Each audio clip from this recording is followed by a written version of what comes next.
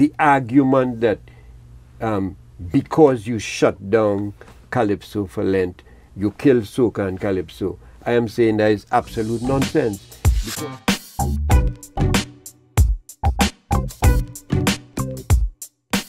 So welcome back to Soca Talk with Naldo, and we're discussing Soca and Lent. And today with us we have none other than Calypsonian Short Pants. Welcome. Thank you very much. Let's start off. First of all, how long have you been in Calypso? Must be 40 plus years. I believe my first year might have been 1975. I sang at what was then called the Calypso Theatre. It was the tent sponsored by the government. In those days, the government just sponsored one tent, and the singers were largely older folk and very younger folk. You know, those in between, the feeling was that you could make your way, you could audition and get into a tent. As we're discussing Soca and Lent, those tents would have been shut down Carnival Tuesday. When would have been the close-off time for those? Yeah, well, I mean, shut down is strong. I mean, there's a Calypso season.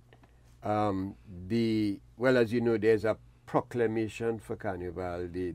The president will normally proclaim, and you would launch Carnival. The times have varied over the years. 4 o'clock, 5 o'clock, 6 o'clock, Carnival Monday morning. That's the start of Carnival. And Carnival will end midnight on Tuesday night. So it wasn't that you shut down the tents or anything like that. It is that the Carnival season ended at midnight on Carnival Tuesday. So at midnight on Carnival Tuesday, all activities associated with Carnival came to an end. Excuse me, the society was predominantly, I would say, to all intents and purposes, a Christian one, and not only a Christian one, a Catholic one, meaning that the Roman Catholic Church seemed to dominate, even though there were other kinds of religion. I mean, I wasn't Roman Catholic, I was Anglican. But there were other Anglican churches. I went to a Methodist primary school, and we used to go to church maybe once a week. I used to go and have vacation by my grandmother. She was Adventist. So there were other Christian churches around. But there was a time when either the Roman Catholics or the Anglicans or both kind of set the tone for what happened in the society. And people followed the religion, I think, more closely than they did now. And Lent was a period of austerity, a period of fasting, a period of time where you give up different things. I mean, as a youngster growing up, you learned, well, in my home and the homes of the people around, that there are a number of things you didn't do when it was Lent. So you didn't play as much, you didn't talk as loudly, you didn't have as much recreational activities. It was part of a lifestyle. Now, some people have said that because of that Lenten period, or because of the practices, is one of the reasons why Calypso and Soca music didn't grow, because having that 40 days to kind of take it off the radio and not push it and not play it, it put Calypso and Soca at a disadvantage in comparison to, let's say, reggae that was able to be played and promoted right through the year in Jamaica and whatnot. How do you feel about that? I'm not so sure I accept that, you know. It is true that come midnight, Carnival Tuesday night, you stop playing calypsos. I don't know how the tradition was, how it came about. There was just one day in Lent, St. Joseph Day, and on St. Joseph Day, I mean, people just waited on it, and the radios would blast the calypsos and stop again until Gloria Saturday, and Gloria Saturday. The radio stations went back to their normal fare, whatever they would normally serve the public. So there was, sure, lots of North American, international music, and a lot of calypsos too. But to answer your question directly, I would respond to it like that. I am saying, in those days you had 2 or 3 radio stations, and sure, you had the restrictions and you couldn't play or you didn't play calypsos in Lent. Compare it with 2019. When last I heard, we had 35, 36 radio stations. You still have 2 of them playing calypsos.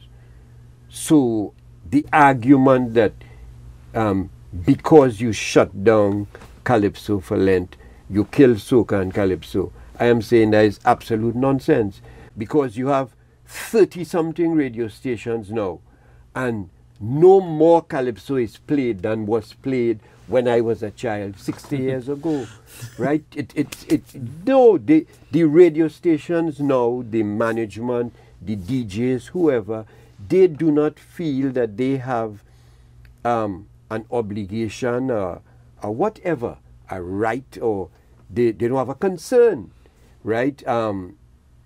If I listen to them, and I don't very often, but when I hear them talk, they would say that the quality of the calypsos or the recordings are not good. There was a very famous DJ, very popular, when I was growing up, and I just started calypsos, and all the calypsonians will tell you he refused to take their CDs and play, or their records, it used to be 9-inch and 12-inch, because he said that the quality wasn't good, and he dismissed everybody. Maybe Sparrow might have been an exception sometimes, and there was another particular one who controlled the radio station, the afternoon. He had a very popular afternoon program between 12 and 4 o'clock. 5 days a week, he played absolutely no calypsos, and so it is, to my mind, it's more these gentlemen, if you could use that term, who control the airwaves, who dictated, because you will only like what you have some exposure to. I don't know how people don't understand. If you don't hear calypsos, if you've never heard it, and I think a significant number of the young generation, under 40s, under 30s, they have not heard enough of good quality calypsos. I had the experience or the benefit of having that when I was young, because Sam Ghani, Bob Gittins, Auntie K, and I'm saying Bob Gittins is on radio 5 days a week. On Saturday night, there was a show called Calypso Night at the Calypso tent or something like that, and you get more calypsos. Auntie K had a very popular children's show in the afternoon. She started Junior Kaiso, and she encouraged people. Sam Ghani was right here in Radio Trinidad, and even if it wasn't calypso, there was an emphasis on local, indigenous music created in Trinidad and Tobago. So the major players, those who were on radio, and eventually when we got television, they felt they had a national obligation to their country to promote the music of their country. And they did it. And we who were children, we heard, even if it wasn't 24 hours a day, we heard enough of our music. We heard enough of our people singing, right? And we got to love it. Somehow or the other, somewhere, we allowed the foreigners to take control of the airways. The people who are in charge, either those who are in radio station management, head of radio, program director, or whatever, they, and the vast majority, they don't feel that they have an obligation or it is a duty to promote what is local and what is indigenous. Keep it plugged to Soca Talk. We're going to be interviewing some Soca artists to hear what they think and their experiences and what it was like for them. Yeah, so keep it plugged. Soca Talk. Remember, please subscribe, like, and do whatever you got to do, man. Peace.